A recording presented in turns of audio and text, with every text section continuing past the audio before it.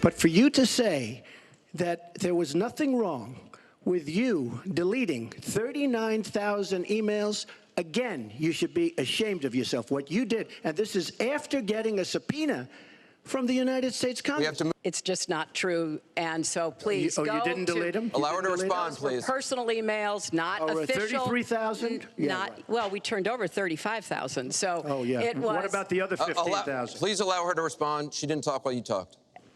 Yes, that's true. I didn't. Because you have I didn't nothing in to the say. first debate, and I'm going to try not to in this debate because I'd like to get to the questions that the people have brought here tonight to talk to us about. And get off this question. All right, ladies and gentlemen, the smartest woman in the world, and that's the best she could do. You could tell she was thinking as she was going. She had nothing to say, nothing to say. She probably thought he wouldn't even bring up the emails. He didn't last time. He won't do it this time. He rocked. Joining us now on the panel, ladies and gentlemen, Jane Velez-Mitchell, founder of JaneUnchained.com, New York Times bestselling author of Addict Nation. And joining us for the first time, Alex Chalgren. He's founder of Millennials United for America, South Carolina director of Students for Trump, and co-star on House Divided, a reality TV series on YouTube and fullscreen.com. Welcome to both of you. And ladies first, Jane, let's go to the millennial situation here. And I told this story to Bill Kristol in the last segment. It's God's honest truth. I had dinner out Saturday, Ridgewood, New Jersey, and the millennial waitress, she found out what I did and what my date did and all that, and said, I don't like the way Trump talks to women. I can't vote for him.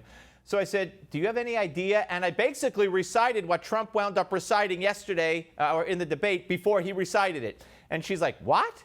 What? Real? What? I never heard of any of that. So don't you think he educated... Wait, can I ask the question? Don't you think he educated young millennial women who had no idea of the Hillary and Bill connection to women? Steve, I love you, but he acted like a sexual predator. Okay, you're not answering it. Okay. No, I'm answering it. He called her the devil. He said like a two-bit dictator, he'd throw her in jail if he's elected. He obviously showed no cohesion with his vice presidential candidate saying, we haven't talked about Syria, but we don't agree on that. He acted very childish, saying it's 3 against 1, something you hear in the schoolyard. I mean, he stalked her. He sniffed constantly. What's that about? Oh, I'm sure if somebody else were up against Donald Trump, he'd say, all that sniffing. I can't say for sure, but some people say it sounds like he's on something. I mean, the guy was a complete joke last night. All right, Alex, I think it was possibly the best debate performance when there were such low expectations, especially coming off the previous debate. I think he rocked it on every level. And let me ask you, in your answer, please include the uninitiated millennials who really, maybe up till yesterday, last night, didn't know anything about Bill Clinton and Hillary Clinton and the alleged treatment of women. Absolutely. I mean, one thing for sure, the millennials that were watching this debate saw from Donald Trump that the true rapist, the true molester of women, the true person that does not appreciate women is Bill Clinton, and also his wife, Hillary Rodham Clinton, who has degraded women who have accused Bill Clinton of molesting and raping him. Well, we should point out that, you know, all these allegations are alleged, but nonetheless, these are things that people don't even know about the alleged, situation. I mean, as Trump mentioned, Steve, Bill Clinton had to settle with Paula Jones $850,000. Right, and he was impeached, and he lost his law license. He lied under oath to a federal grand jury. But Jane, you don't think that matters to anybody? Because Bill Clinton is not only going to be back in the White House, he's out on the campaign trail for her. He's her husband. He's her chief spokesperson. He's her advisor. You know, I was a lot happier under Bill Clinton than I was under George Bush. We had a surplus. The economy was doing great. We were creating a lot of jobs. We weren't getting into unnecessary wars. And I don't want to sign on with a liar who claims he was against the war when indeed Donald Trump is on tape telling Howard Stern he is for the war in Iraq. He's a pathological liar. He lies constantly, and he lied a lot last night. And that was just one of his lies. Alex, it really, really troubles me and amuses me unfortunately, they get away with it, and they got away with it on the women's issue until last night. But they get away with calling Donald Trump a liar when Hillary Clinton, according to the FBI chief, and has lied. Everything she ever told us about the emails, everything was a lie. It really shocks me, all due respect, Jane, how you can call Donald Trump a liar and everything like that. But when Hillary Clinton, in front of millions... Jane, let him talk.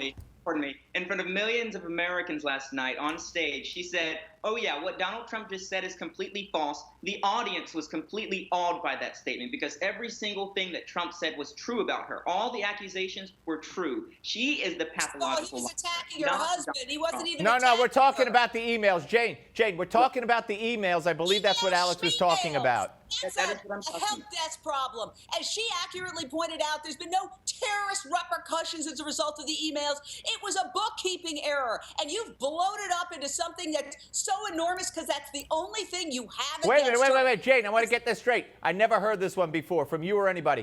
The emails, the erasing, the bleaching of 35,000 emails was a bookkeeping error? Let me ask the both No, of you. I wanna Do you hear think what it's were you okay saying to was a grope- bookkeeping do you error? think it's okay to grope women in the... What was a book, Jane, what was You're a the star. bookkeeping Do you error want that you men just groping referred to? women in the... Jane, you just said it was a bookkeeping error. What were you referring to? What I'm referring to is there were no terrorist incidents as a result of her using a private email server. She said she made a mistake. Really? Colin How do you Powell know and that they didn't find out the Rice Jane? also used private How do you know email that servers. Jane? How do you know they didn't find out the location of Ambassador Stevens through that her emails? Oh, please. You know what? Why don't you talk about all the hundreds of thousands of people that were killed as a result of a Republican president invading the wrong All right. country? Well, now, unfortunately with for you, faulty George orders. W. Bush is not running, and neither is unfortunately Bill for you, Clinton. and unfortunately for Neither is you, Bill Hillary Clinton voted to go into Iraq. But let's move to Alex. Alex, you know, you're a millennial. You're involved with them. You talk to them. You see them. What was their take? You know, honestly, to the people you've spoken to so far about the debate, and what was their take before the debate after that tape was released? I can speak for millennials, I think, on this issue because one thing for sure, Trump, I don't think, did very well at all during the first debate. We were expecting to see this debate last night and see just Donald Trump crumble, especially after the audio that was released the other night. So he came out very strong. He kept on the offensive. Hillary Clinton was on the defensive all night long. She could not answer the questions adequately to a satisfactory level for the American people watching, especially for millennials. And when he would hit her on the email scandals, on Benghazi, on the sex, Bill Clinton's sex scandal, right. Let me ask you a question, Alex. You're African American. Do you agree with his description of all African Americans living in hell and all of them in the inner city? Because I was tweeting with millennials last night who were outraged and offended that he describes African Americans strictly in terms of living in the inner city in abject poverty. When He never said that, Jane. But go ahead, go ahead, Alex. He never said that, and quite frankly, I don't know. A lot of millennials are brainwashed by this liberal media. But I will say this. African Americans are in a worse position today than when Obama took office, and that is without a doubt. And the fact that Donald Trump is addressing this issue and is addressing it and saying that there is a main problem in the inner cities with violence in the African American communities and Hispanic communities, that is without a doubt. We should Let me address. tell you something. Donald Trump admitted he paid no taxes for 20 years. Legally. He didn't say Jane. He didn't say he paid no federal. But I want to get to one other one real quick, 20 seconds each. Jane, she tried to pin the WikiLeaks revelation that she told the Wall Street audience, you got to have two personas, one for public, one for private on issues. And then she tried to pin it on Abraham Lincoln saying that. Well, you want to know about two personas? You hear Donald Trump talking about grabbing women's... All right, Alex, I thought that was, and then he had a great line reminiscent of Lloyd Benson with Dan Quayle, kind of like I know JFK, you're no JFK. He said, you're no Abraham Lincoln. She's not the devil, and that's what he called her last night, which is a childish thing All to right. anyone. All right. Well, listen, I thank both of you. Jane and Alex, welcome aboard. Good job to both of you. As always, Jane, we'll speak to you all again real soon. Now, Before we take a break, ladies and gentlemen, there's an important Newsmax poll that we want you to take part in. It's very simple, and we're looking for your input, as always, here on Newsmax TV. Miranda Khan has the details. After revelations of Donald Trump's comments in an Access Hollywood tape, many top Republicans have withdrawn their support for him. We'd like to ask you, our viewers and America's voters, do you still support Donald Trump? Newsmax is conducting an urgent poll at newsmaxpolls.com about Trump and these revelations.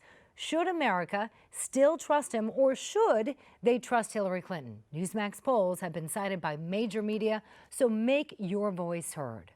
Go to newsmaxpolls.com, vote, and tell your friends and family to vote.